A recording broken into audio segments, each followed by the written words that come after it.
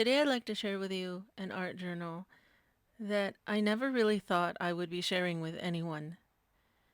This isn't because there's anything inherently wrong with it, of course, but just because at the time that I filled this journal, I just felt like everything that I put in here was wrong. I felt like everything was imperfect. I felt like it was full of mistakes. So while I share with you the many pages of this imperfect little journal, I'd like to have a discussion with you about what it really means to make mistakes. Recently, a subscriber of the channel asked what it is that I do when there's a big obvious mistake in a drawing. And I realize that a lot of us spend copious amounts of time working on our drawings.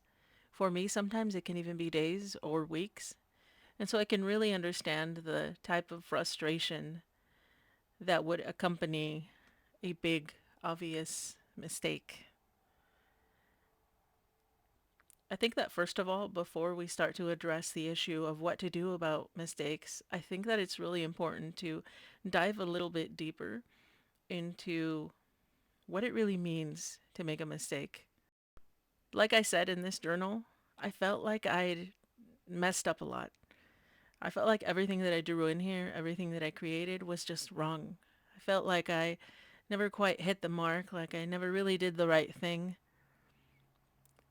But I kept on pushing. As you can see, I kept filling page after page with lots of mistakes, lots of things that I was unsure about. So I guess right from the very beginning, let's talk about what a mistake really is.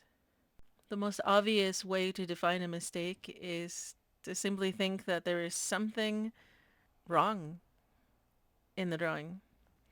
Maybe I put lines in the wrong places. Maybe I chose the wrong color. Maybe I used the wrong color pencil. Maybe I used the wrong technique. That somehow I messed up. Somehow I made it look ugly. So I made a mistake. Then of course there's the mistakes that happen accidentally. Maybe I dropped my brush. Maybe I got ink all over it. Maybe somehow I made it look less beautiful accidentally. Now, additionally, I think that when it comes to my own art practice, there are even more types of quote unquote mistakes that I think that I make sometimes. And they have nothing to do with the technical aspect of the drawing. Even when I'm able to create a drawing that is technically good or technically pleasing, I think that there are still times when I feel like there's a mistake in the drawing simply because of my mindset or my emotional state at the time. As I'm sure you probably noticed, this journal is from 2020. There was so much chaos at the time. So many things were uncertain. There was a lot of fear, a lot of panic, a lot of worry, a lot of things going on. And so for me, it was just so important to be able to create inside of my very own journal. And so I think that this journal was filled with a lot of that, a lot of those emotions for me. And inevitably, I ended up making a lot of what I thought at the time were mistakes. And yet, when I look through the pages of this journal, it's such an emotional experience for me because I remember so many of the things that I was going through at the time, and I remember how I would just think that everything that I was putting on the page was just wrong. All I could focus on was the mistake. All I could focus on were the wrong things, the things I could have done better. And so, like I said, those mistakes are defined by my state of emotion. Now, another thing that I think is important to discuss when it comes to the issue of mistakes is also identifying your own purpose for creating art. We each come into this with our own particular needs and our own desires when we start creating art. Certainly for me at the time, I was creating art for my own pleasure, but probably mostly for my own mental well being. I really needed that time alone. I needed time to myself. Even though, yes, a lot of us were physically isolated from the world around us, in truth, for me, I was actually engaging with more people than I ever had because we were just on Zoom, we were online, and I guess I just gotten used to kind of skirting too many interactions with people. So now that we were all online looking at each other so much, it just felt really overwhelming. There was a certain type of overwhelm for me that I had to learn to cope with. And so by making time to create in my journal, that was really helping me kind of recover my alone time. So essentially, what I ended up doing with this journal was just filling it with pretty much anything and everything that I wanted to put on a page. Sometimes I would glue things in, sometimes I would draw and doodle, sometimes I would straight up just scribble, or as you see, occasionally I would do a little bit of stitching. Just anything that I thought would help me kind of become a little more balanced at the time was exactly what I ended up doing. And that's exactly why I felt that this journal ended up being filled with so many mistakes.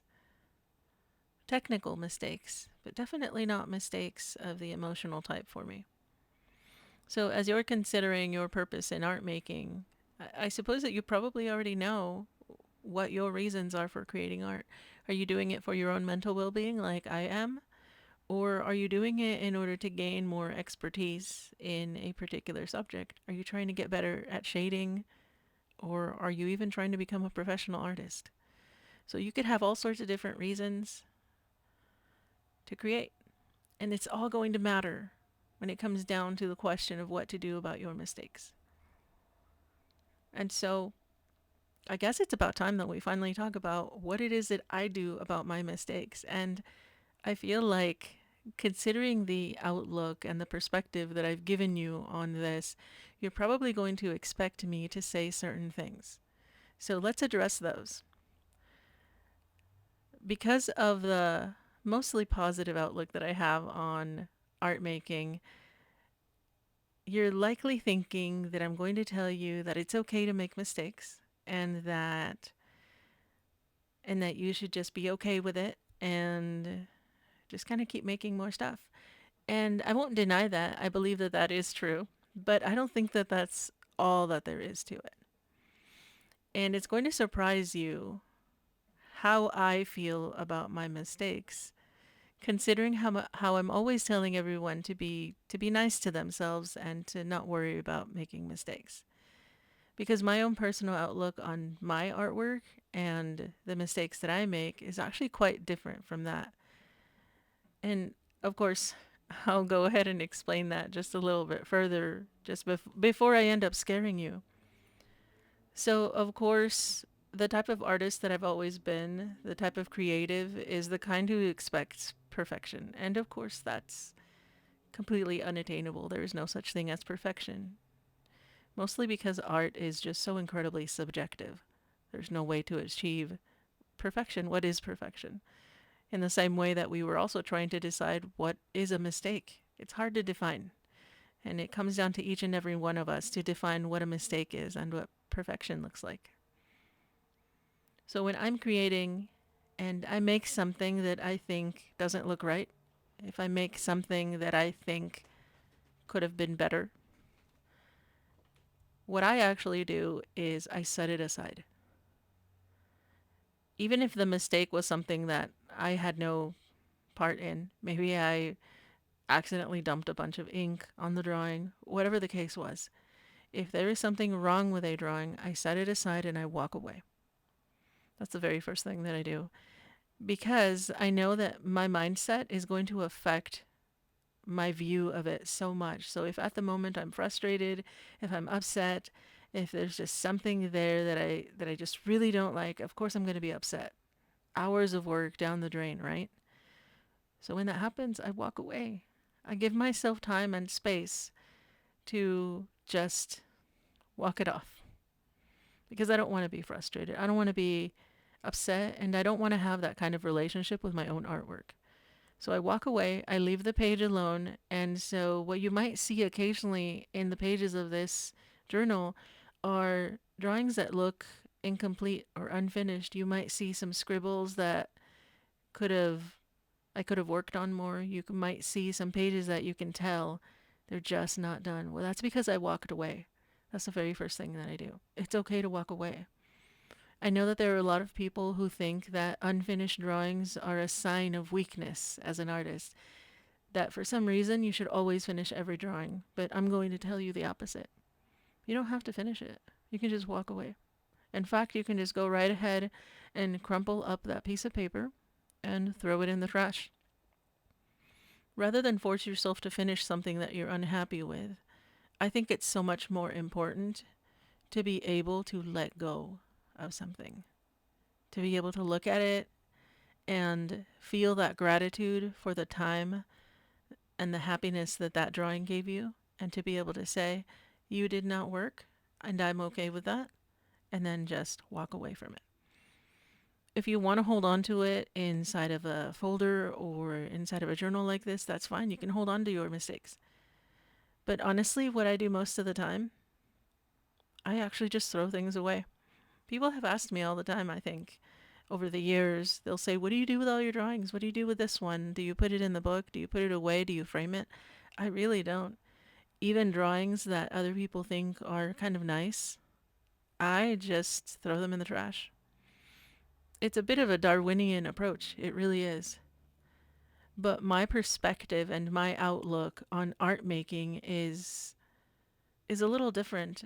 I think because I don't want to hoard all of those memories. I don't want to hold on to those emotions.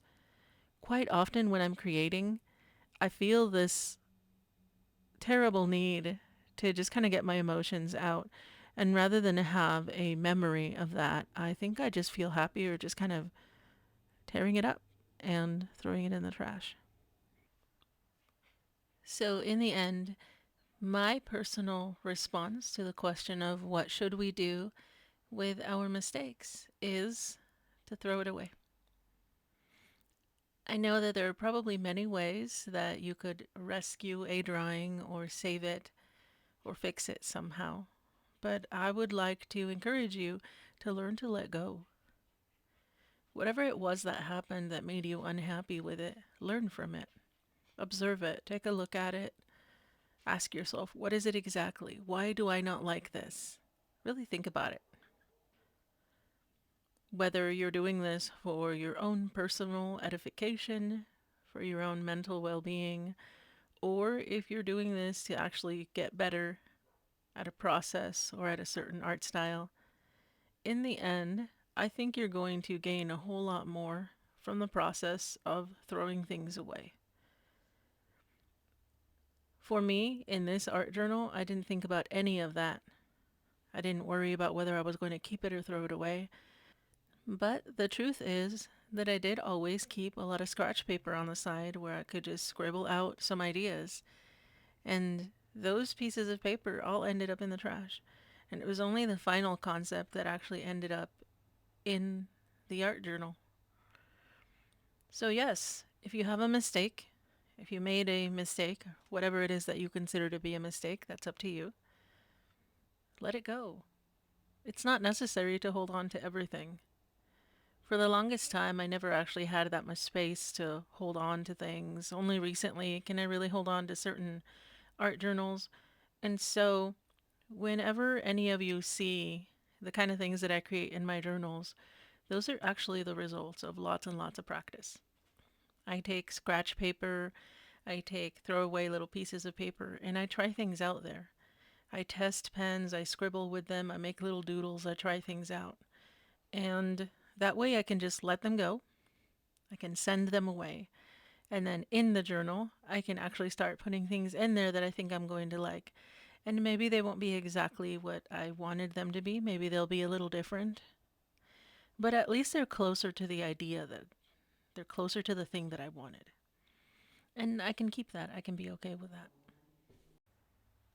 In the end, if you learn to let go of your own creations, if you learn to accept them for their imperfections and for their strangeness, then you might find that you're going to be better at creating more. You just accept the process of making mistakes as part of the entire experience. You're going to create things, you're going to make good things, you're going to make bad things, you're going to make ugly things and strange things. And you may surprise yourself when you see that there are certain things that are going to please you. Maybe the strange ones will please you more than the pretty ones. But in the process, you're going to find out something about your art and yourself.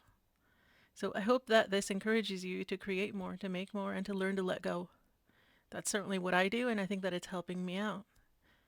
So I hope that you enjoyed this little tour of this strange journal of mine. Thank you so much for joining me, and I hope that you have an excellent day.